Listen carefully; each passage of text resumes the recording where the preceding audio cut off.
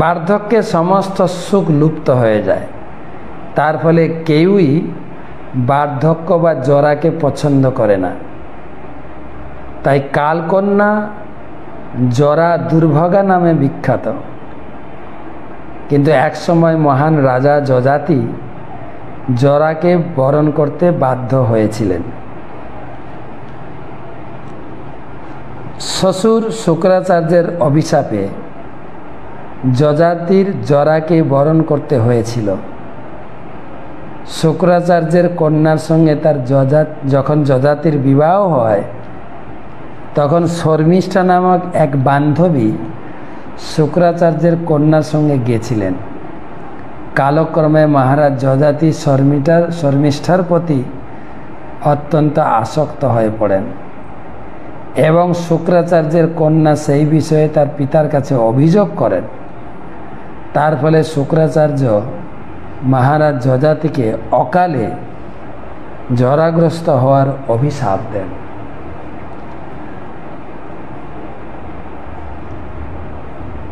মহারাজ যযাতির 5টি যুবক পুত্র ছিল এবং তার জরা গ্রহণ করে তাদের যৌবন বিনিময় করার জন্য তাদের সকলের কাছে আবেদন করেন। কনিষ্ঠ পুত্র পুরু ব্যতীত সকলেই সেই প্রস্তাব প্রত্যাখ্যান করেন। এ কাহিনী আপনি 9ম স্কন্ধে পাবেন, যযাতি মহারাজের কাহিনী, যযাতি শুক্রাচার্যের কাহিনী। শুক্রাচার্যের কন্যার নাম হচ্ছে দেবযানী, বিখ্যাত দেবযানী, অত্যন্ত ক্রোধী। একবার দেবযানী তার সখীদের নিয়ে স্নান করছিলেন। তখনকার দিনে নিয়ম ছিল প্রত্যেকে কাপড় চোপড় উপরে খুলে রেখে জলে গিয়ে স্নান করবেন। তো স্নান করে যখন চলে আসেন, তো তার এক বান্ধবী ছিল শর্মিষ্ঠা, সে এক রাজার কন্যা। তো ভুল করে দেবযানীর কাপড় পরে ফেলছিল। সেইটাকে নিয়ে একটা বিশাল সিন তৈরি হয়। দেবযানীর বিশাল অভিযোগ, আমরা হচ্ছে ব্রাহ্মণ কন্যা, আর এই কুকুরের মতো ক্ষত্রিয়রা, তার কি সাহস, তার কন্যা আমার পরিধেয় বস্ত্র সে গ্রহণ করেছে, আমি এটা মেনে নেব না। এই নিয়ে অনেক জটলা তৈরি হয়। এই সঙ্গে যত কি বলা যায়, সালিসি সভা থেকে মিটিং মিছিল অনেক কিছু হয়। শেষমেশ দেবযানীকে সন্তুষ্ট করার জন্য শুক্রাচার্য একটা প্রস্তাব নিয়ে আসেন। এটা অবশ্য দেবযানীরই প্রস্তাব। শর্মিষ্ঠা যদি আমার দাসিত্ব হয়, তাহলে কিন্তু এই অপরাধে আমি ক্ষমা করে দেব। আর শর্মিষ্ঠা মেনে নিতে বাধ্য হয় এবং বিয়ের পরে দাসী হয়েই দেবযানীর শ্বশুর বাড়িতে যেতে হয় তাকে। আর দেবযানীর বিয়ে হয়েছিল যযাতি মহারাজের সঙ্গে। কিন্তু যেহেতু রাজকন্যা, তো অত্যন্ত রূপসী এবং রাজাদের একটা স্বাভাবিক আকর্ষণ থাকে রাজকন্যা রাজকুমারের সঙ্গে। দেবযানীর সঙ্গে অ্যাজ এ বৈধ স্বামী হিসাবে যুক্ত থাকা সত্ত্বেও তিনি গোপনে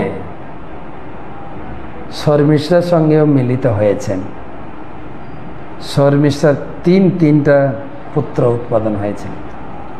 পরবর্তীকালে জানাজানি হয়ে যায়, আর তাতে দেবযানী অত্যন্ত ক্রোধান্বিতা হয়ে তার মহান পিতা বাবার কাছে অভিযোগ দায়ের করেন। আর সেই অভিযোগ থেকে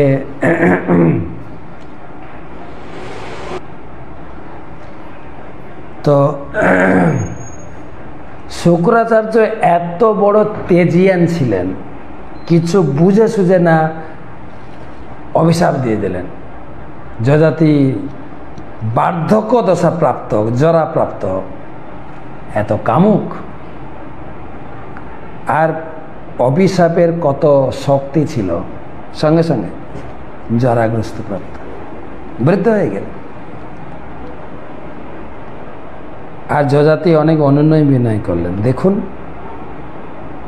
আমার কর্মফলের দরুন আমি এই অভিশাপ প্রাপ্ত হয়েছি, ঠিক আছে, আমি অত্যন্ত দুঃখিত এবং আমার কর্মের ফল আমি প্রাপ্ত হয়েছি, কিন্তু আমার ভিতরে তো যৌন বাসনার এখনো তৃপ্ত হয়নি, আমি কি করে বৃদ্ধ অবস্থা গ্রহণ করব? আর তাছাড়াও আপনার কন্যা কিন্তু যুবতী, তার যৌবন রক্ষা করবে কে? এইটা চিন্তা, এটা শোনার পরে শুক্রাচার্যের মাথার টনক দিয়েছে।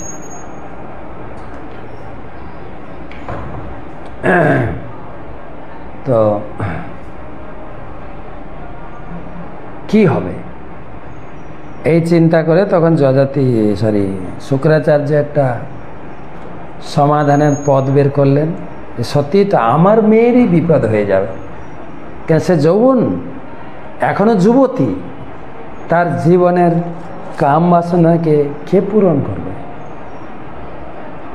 বৈধ স্ত্রী, বৈধ স্বামী বৃদ্ধ অবস্থা প্রাপ্ত হয়েছে।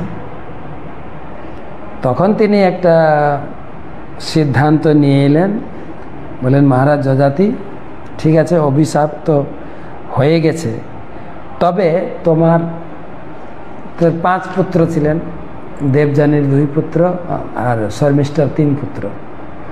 5 পুত্রের মধ্যে কেউ যদি তোমার বার্ধক্য দশা বা এই জরাটা নিতে পারে, তাহলে এক্সচেঞ্জ করতে পারো, তার যৌবন তুমি নিয়ে তোমার জরাটা তাকে দিতে পারো। তো যদু, পুরু আরেকজনের নাম ছিল, তারা দুজন ডিনাই করেছেন, পুরু রাজি হলেন, ঠিক আছে, বাবার সন্তুষ্ট বিধানের জন্য আমি এটা করব। তখন সেই প্রস্তাব পুরু যযাতির জরা গ্রহণ করেছিলেন বলে যযাতি তাকে রাজ্য প্রদান করেছিলেন। যযাতি যেহেতু বাবার বার্ধক্য দশা নিয়ে অনেক কাল কাটিয়েছে, বাবা খুশি হয়ে তাকেই রাজা করেছিলেন, বাবার জন্য এত বড় উপকার করেছিলেন। পরবর্তীকালে বাবাকে বার্ধক্য দশা ফিরিয়ে দিয়ে সে যৌবন প্রাপ্ত হয়ে পুনরায় রাজত্ব করেছিলেন।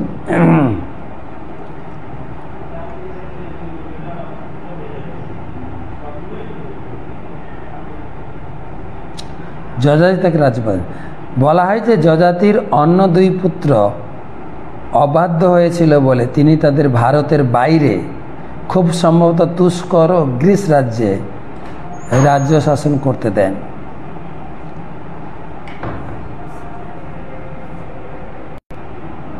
এখান থেকে বোঝা যায় যে মানুষ যতই ধনসম্পদ সংগ্রহ করুক না কেন, বার্ধক্যে তা উপভোগ করা যায় না।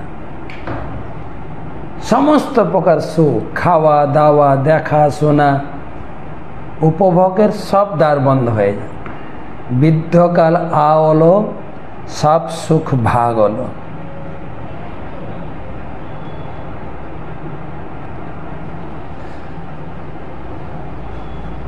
পুরু যদিও তার পিতার রাজ্যপ্রাপ্ত হয়েছিলেন, তবুও তিনি সেই ঐশ্বর্য ভোগ করতে পারেননি, কারণ তিনি তার যৌবন স্বেচ্ছায় ত্যাগ করেছিলেন।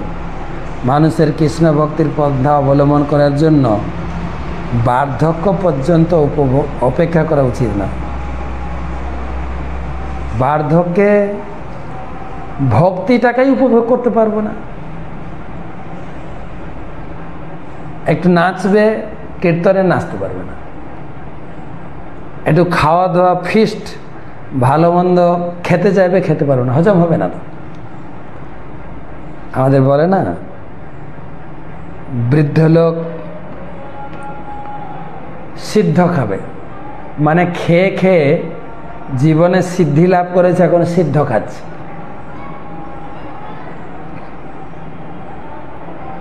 আর এই জীবনটা, এই বার্ধক্য জীবনটা সকলের জন্য অবারিত। এখন আমরা বুড়ো লোকদেরকে হাসি ঠাট্টা তামাশা মজা করি, কিন্তু বাংলায় একটা কথা আছে, ঘুঁটে পড়ে আর গোবর হাসে।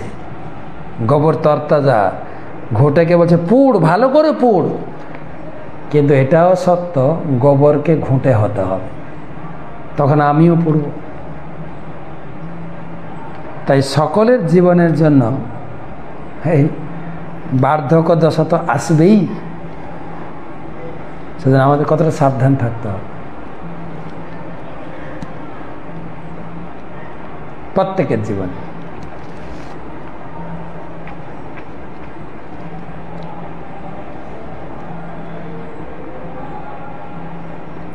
যারা জড় বিষয়ের প্রতি অত্যন্ত আসক্ত, এটি হচ্ছে তাদের উক্তি। কি না,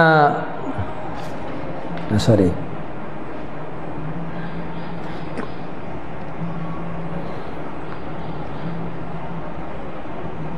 মানুষের কৃষ্ণ ভক্তি পন্থা অবলম্বন করার জন্য বার্ধক্য পর্যন্ত অপেক্ষা করা উচিত নয়।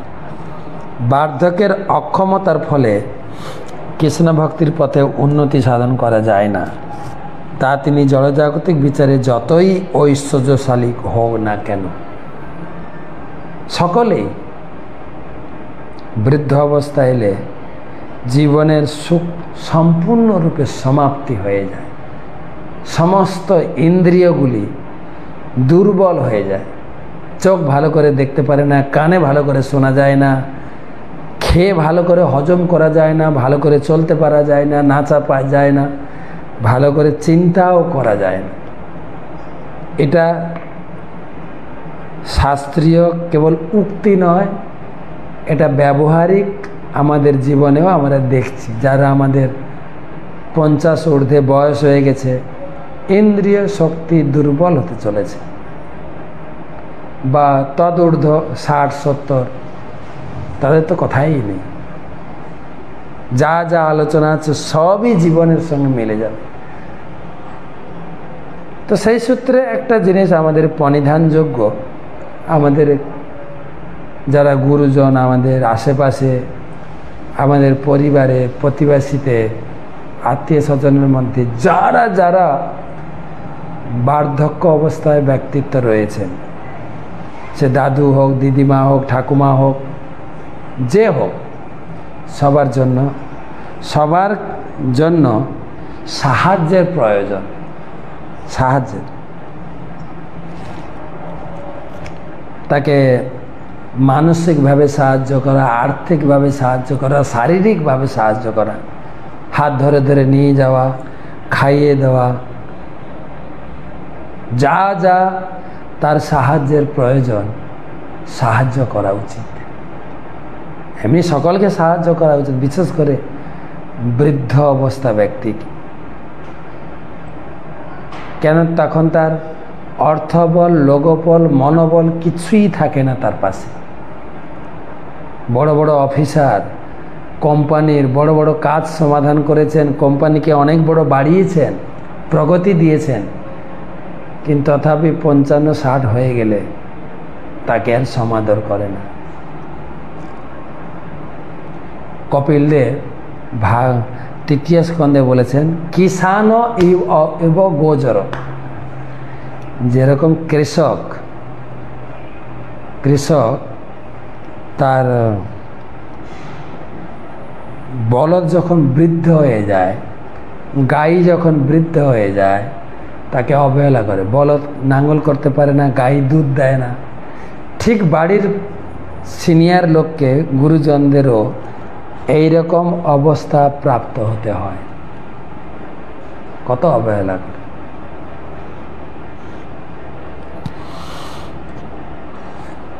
তো কালো কন্যাকে কেউ গ্রহণ করেনি, কিন্তু সবাইকে গ্রহণ করতেই হবে, ছাড়ও নেই। কালো কন্যা